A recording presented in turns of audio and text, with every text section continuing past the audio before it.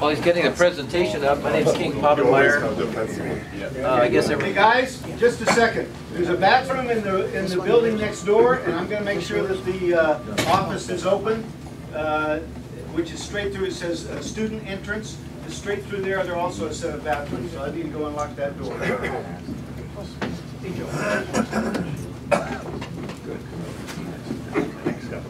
Yeah, right. My name's wow, nobody had to go. My name's King Povenmire. I'm a pilot examiner. I'm also a member of the club, and come up and fly myself every once in a while, but most of the time I fly with one of you. I'm going to talk about glider safety, and I've done a review of all of the accidents that have occurred in gliders over the last 5 years, and I keep updating this over the last 5 years. I want to categorize a few of them. One is the airplane disappeared and the guy didn't come back and he crashed and killed himself somewhere. That's sort of hard to tell what happened, but we're going to talk a little bit about some of that. I'm not going to talk about any of the accidents where an aircraft was damaged on an off-airport landing. That happens. Be cautious on your off-airport landings and things like that. I'd like to punch on that little blue line here. This is a news report of an accident that happened, and I'd like to just run it. The first few, just tap on the, yeah. And then expand it when you can. Yeah. This happened in Wallace, Texas, and I just want to let you look at it, and then we'll make some observations.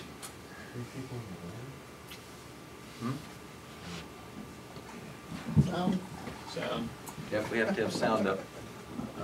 Hit stop so you can find the sounds. Bad choice. I don't think so. It is muted. That's enough. We don't have to go back. Oh, she's not sounding. Okay. Well, I don't think we have to. Just push it through. We get to watch Start this. interpreting for the... Yeah. What happens is this is a lark, and it landed in that field, and you can see there is not much track through the crop. And there were 3 people in the glider. They were all of the same family. Grandfather, who was a flight instructor and a flight instructor for the glider club, his daughter, and their 3-year-old granddaughter. And there's a glider. Notice anything unusual? Tail dolly. Well, they took off with the tail dolly installed. Ooh. And you know, it was just one of those things, a rushed pre-flight and so forth. Everybody was excited about doing this, and the airplane was still on tow. The tow pilot looked back and he says, "Wow, he's sort of out of control. He's pretty high," and it just stalled and went in this way. It went in vertically, and there's the front end of the airplane. Everybody was killed, and it was a bad way to end the day. It was very, you know, it was obviously a celebration. And the last thing this lady is going to tell us when he finishes talking about this is an FAA guy who was quite emotional about this. His voice was a little bit catchy as he's telling us about this. Was at the field at the time and knew the guy, of course, knew the instructor. But the last thing they say is they're going to take this glider now and take it to a location where they can decide determine what happened. But we know what happened. We do know, by the way, it is possible to take off with the tail dolly, but it really makes a mess out of your weight and balance. What happens when the tail is too heavy is the airplane gets very unstable, and you can turn that off now. And go back to the... Did the tow pilot cut him loose, or... I can't remember. They yelled, somebody on the ground yelled, abort, release. abort, abort. That's right. And the guy that was in the glider released. Yeah, you saw that, right? That's right. Okay, so I'm going to talk about where are the biggest, and I just, I was prepared for this. I have a beautiful presentation at home. I forgot to bring it. So this morning I woke up, I thought, let's go through this, and I forgot to put an extra G in biggest. So I made my own slide this morning. So we're going to talk, where are the biggest risks? Well, first is I'm safe. That's where we come to the airport. We've talked about that. Next is probably the takeoff, the landing, and then we're going to talk a little about flying. Punch. I'm safe. Punch again. Illness. You know, well, I'm okay, except I'm taking Dayquil because NyQuil puts me to sleep. Think of that includes the next one, which is medication too. But I want to go back to this because as glider pilots, not airplane pilots, we self-certify. We say, I am safe to fly today. I don't have any long-standing conditions. There are some things that basically sport pilots and glider pilots and balloon pilots can fly by self-certifying and saying, I don't have any of the things that you would ground me for. They would ground you for some things that your driver's license is not going to ground you for. So what they're saying now is if you can drive a car, you are approved to drive a car, you're approved to fly. Make sure that you're not kidding yourself with some of the things that affect yourself at high altitude. If you decide, you know, well, I'm quite anemic, but I'm going to fly up to, you know, get my Lenny today or something like that. Next one. Stress. There's a stress curve. I'm going to use this part of the blackboard here. This is the level of stress, and I'm sorry, this is the level of stress. Performance. And this is performance. And it goes something like this: 0, 0. Over here, if you don't have any stress, you'll die. Nothing happens. If you don't have any stress, you'll die.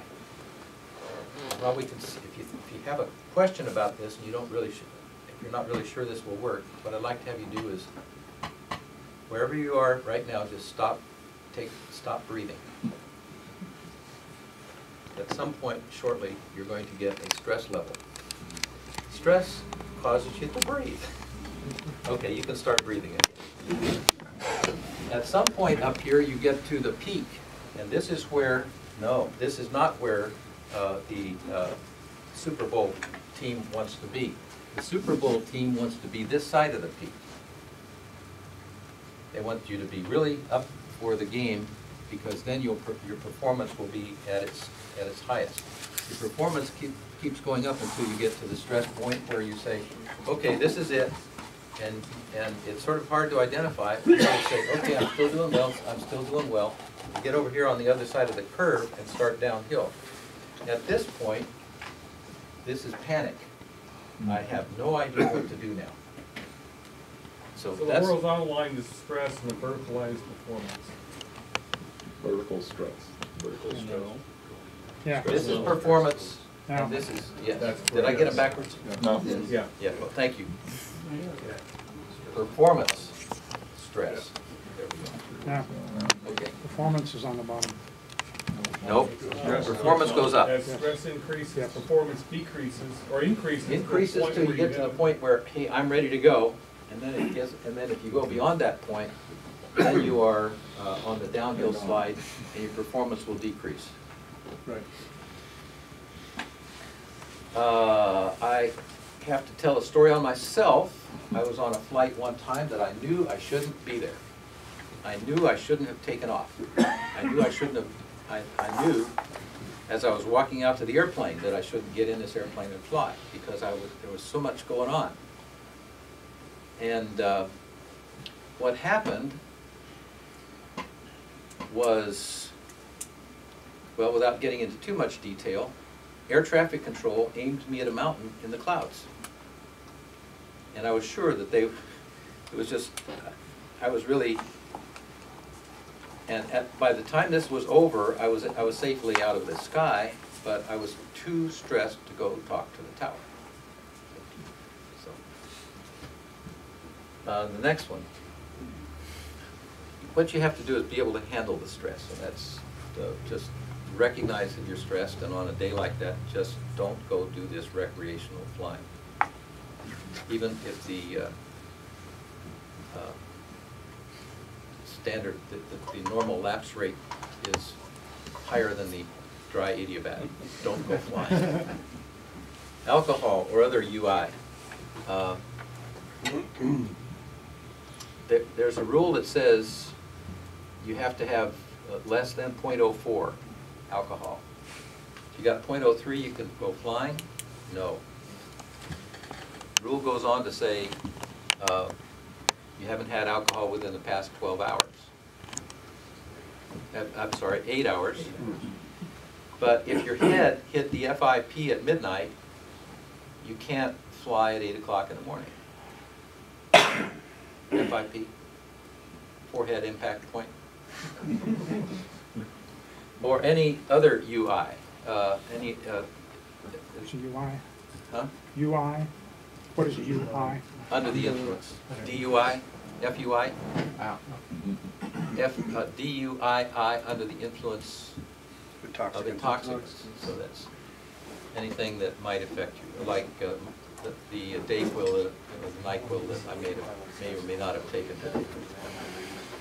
The next one is F for fatigue.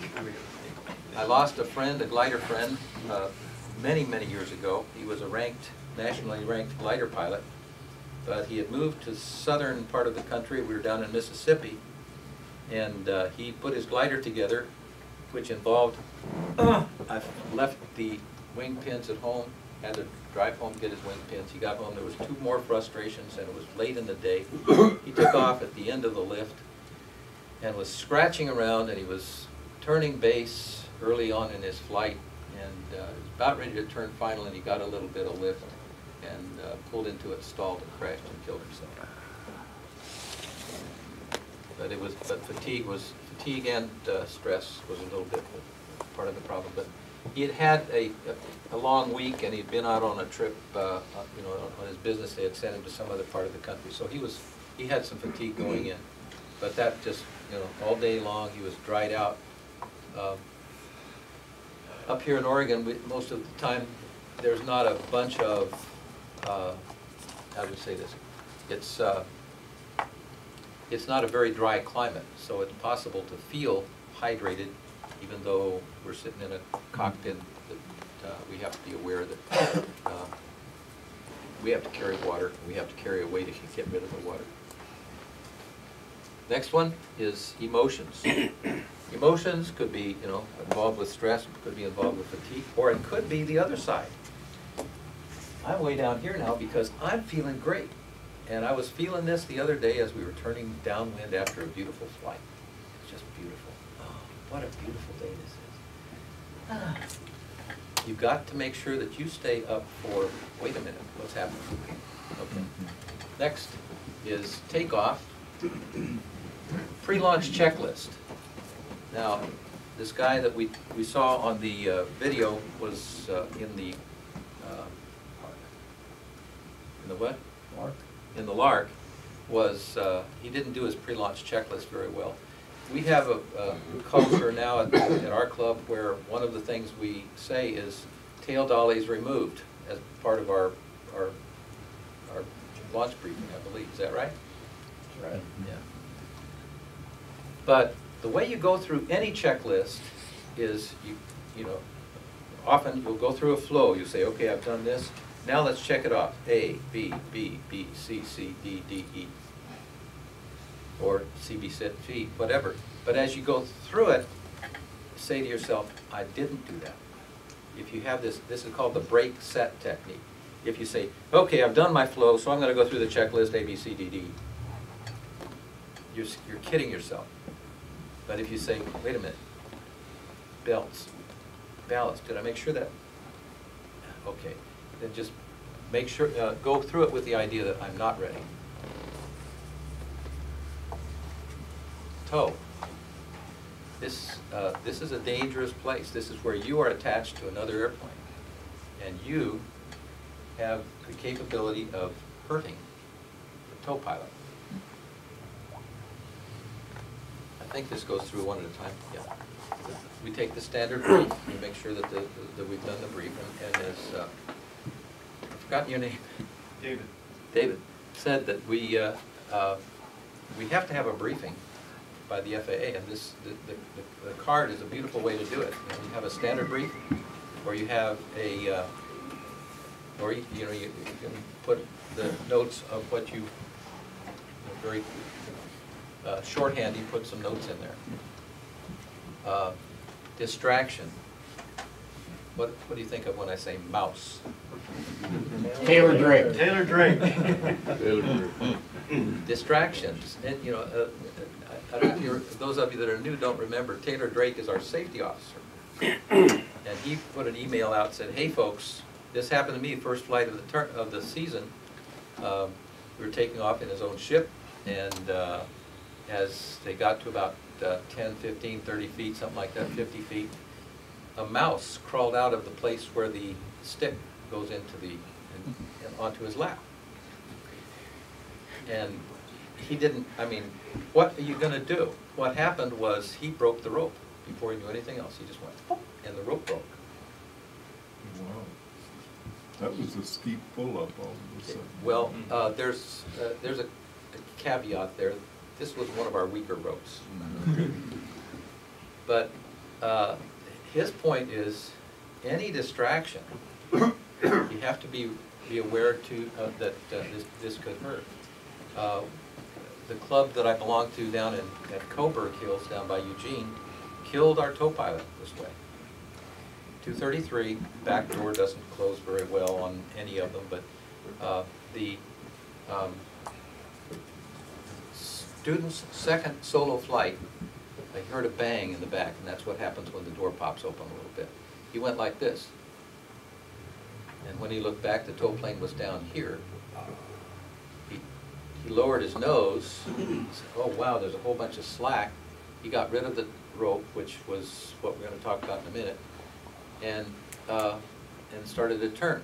As he turned, he saw the tow plane in about 10 degrees nose down.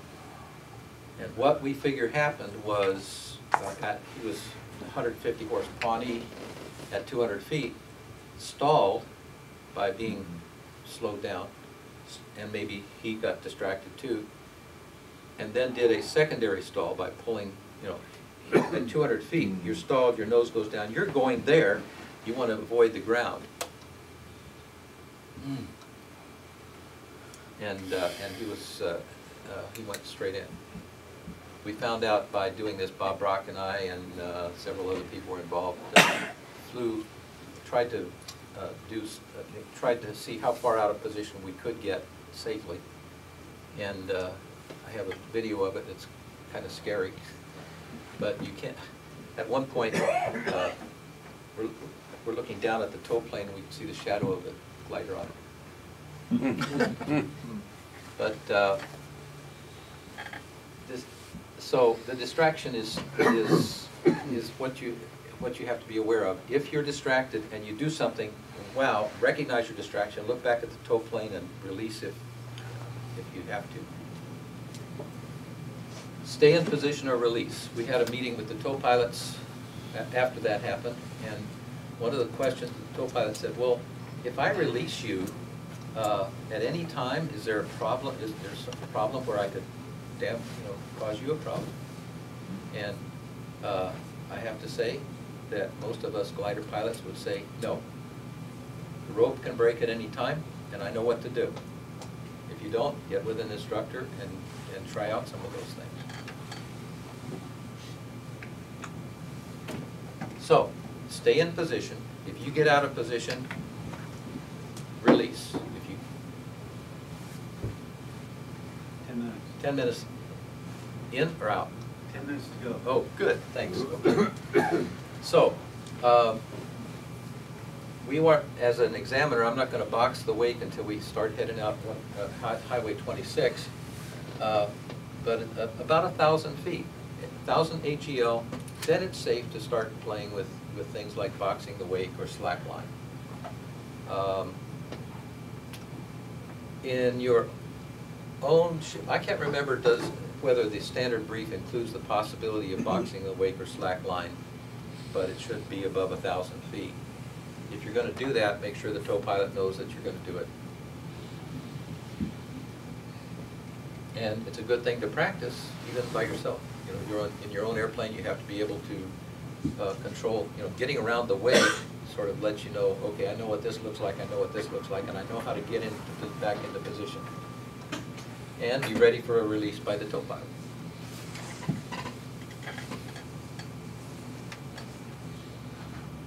We've had a couple of scary incidents. One was on a check ride with Dave Wiley, where he pulled the slack line, he pulled the guy way up above and then pushed the nose down. The guy looked down there and he pulled the stick back, and Bob Brock went like this, like 70 degrees nose down.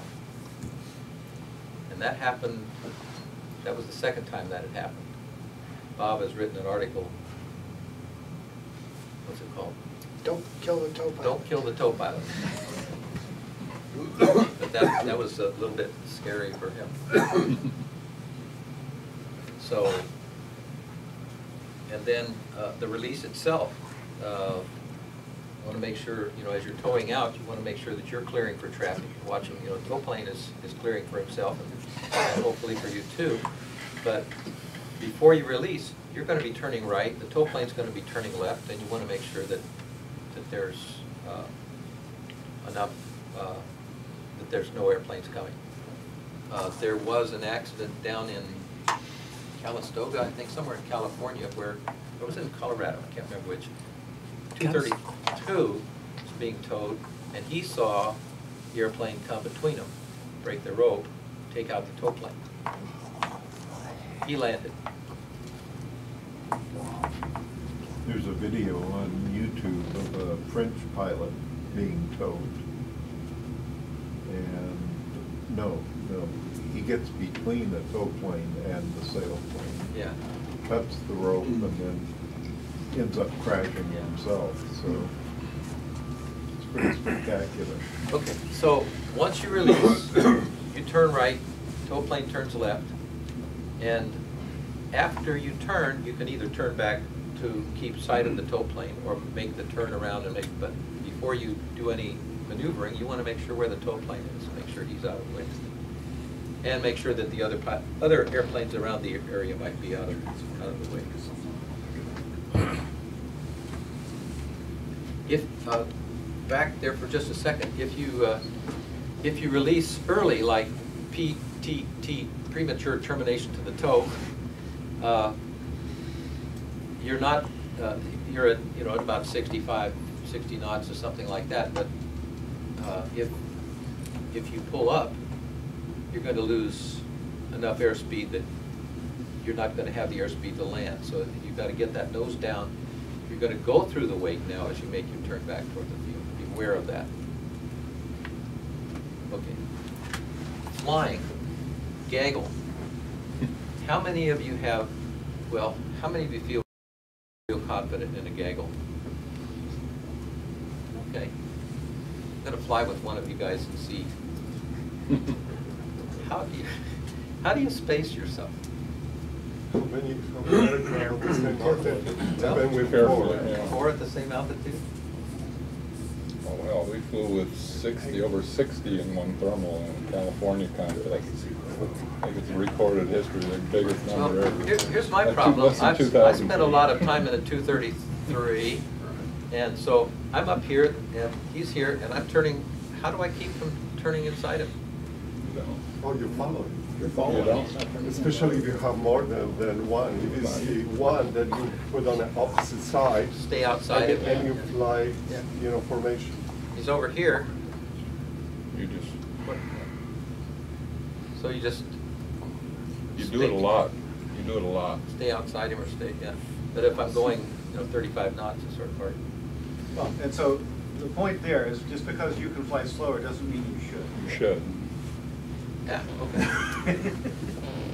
You generally have to fly as bad as the worst pilot in the, sometimes in the rig, or leave it. Okay. I remember flying around a hang glider one time, and you just went, or better yet, a bald eagle. I said, there's a bird. He says, where? He says, right there. Yeah. The other thing I want to talk about is an inadvertent stall. We practice vertent stalls, but that's not where it happens. Povenmire says, okay, do a stall straight ahead. Okay, get your stall gear on, put your thinking cap on for stalls, and then you do a stall. What happens is you're up against the ridge, and you're about ready to turn away from the ridge, and as you turn away from the ridge, you get into some sink, and from being there, it takes a lot of mental over emotional lizard brain, I call it. It's not my term, but the part of your brain that says, I'm going to protect myself. And forget about everything else, I'm going to protect myself. That'll make you pull the stick back. I know that for a fact.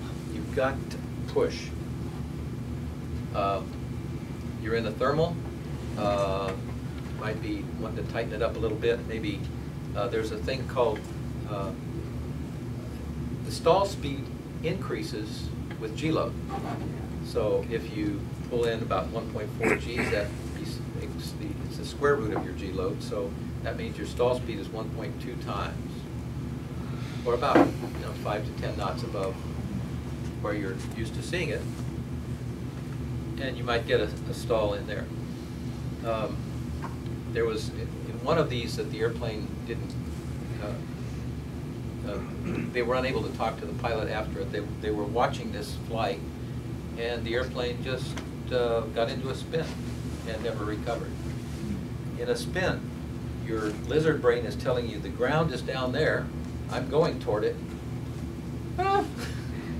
You have to push. I've done at least one stall on almost every flight. I've had a few commercial pilot flights that I didn't do a stall on, but I'm used to that, and I think to myself, why would anybody do that? But if you had your last stall with me, or the examiner that gave you your ride, and that was 15 years ago, I know people who are, their stall avoidance is don't stall. I'm never going to do that. I'm never going to do that. They're scared of it. But go get used to feeling where it feels like getting in. There's the first burble. Okay, just try and recognize that first burble. Get out of it and try and recognize it again. The other thing that I've seen happen is, okay, we're going to do a stall. Okay, do a stall. Right? Okay, there's the stall. Let's get the nose down and get this speed back up. Okay, and we lose 300 or 400 feet after the stall. All you have to do is get the angle of attack down below the angle of attack that's critical. On the goggles, important fact of the goggle is how to enter the goggle, and our guys don't always know how to do that. Can you solve it? No. So we'll be talking about entering and leaving gaggles. If you want to learn that in the advanced soaring class, we don't have time to do that instruction today. Okay, we're through then. Thank you. Thanks, you. This game.